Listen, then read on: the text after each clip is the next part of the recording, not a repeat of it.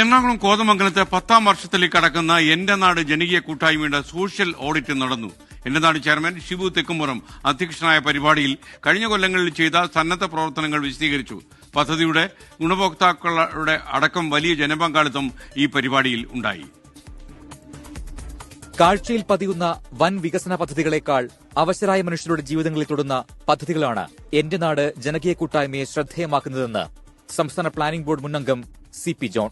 എന്റെ നാട് ജനകീയ കൂട്ടായ്മയുടെ സോഷ്യൽ ഓഡിറ്റ് ഉദ്ഘാടനം ചെയ്യുകയായിരുന്നു CP ജോൺ.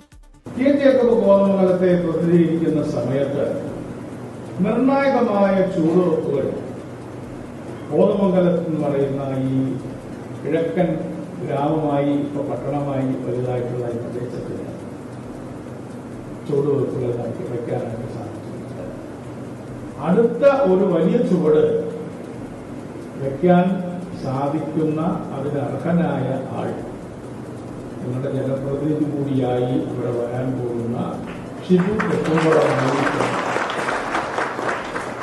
പദ്ധതിയിലൂടെ 5000 കിടപ്പ് രോഗികളെ പിന്തുണയ്ക്കുന്നു. 60 വയസ്സ് കഴിഞ്ഞ സ്ത്രീകൾക്ക് ക്ഷേമ പെൻഷനുകൾ നൽകുന്നു. പാവപ്പെട്ടവരുടെ ഭക്ഷ്യസുരക്ഷ ഉറപ്പാക്കുകയും കർഷകരെ സഹായിക്കുകയും ചെയ്യുന്നു. എന്റെ നാട് ചെയർമാൻ ഷിബു തെക്കുംപുറം ചടങ്ങിൽ അധ്യക്ഷനായി. കോതമംഗലത്തിന്റെ സമഗ്ര വികസനം ലക്ഷ്യമാക്കിക്കൊണ്ട് പ്രവർത്തനം ആരംഭിച്ച എന്റെ നാട് ജനകീയ കൂട്ടായ്മ 9 വർഷങ്ങൾ പിന്നിടുകയും ഈ 9 വർഷക്കാലമായി ജനക്ഷേമം മുൻനിർത്തിക്കൊണ്ട് നിരവധി പദ്ധതികളും പരിപാടികളും മുന്നോട്ട് കൊണ്ടുപോകാനായിട്ട് കഴിഞ്ഞിട്ടുണ്ട്. എന്റെ നാട് ജനകീയ കൂട്ടായ്മയ്ക്ക് ശക്തമായി മുന്നോട്ട് പോകാൻ കഴിയുന്ന തരത്തിൽ കൂടുതൽ കരുത്തോടുകൂടി പ്രവർത്തിക്കാൻ കഴിയുന്ന തരത്തിൽ ഈ സോഷ്യൽ ഓഡിറ്റ് സഹായകരമാകും. തൃക്കാക്കര ഭാരതമാതാ കോളേജിലെ സോഷ്യൽ വർക്ക് വിഭാഗമാണ് 1 മാസം നീളുന്ന സോഷ്യൽ ഓഡിറ്റിന് നേതൃത്വം കൊടുക്കുന്നത്. 24 കൊച്ചി.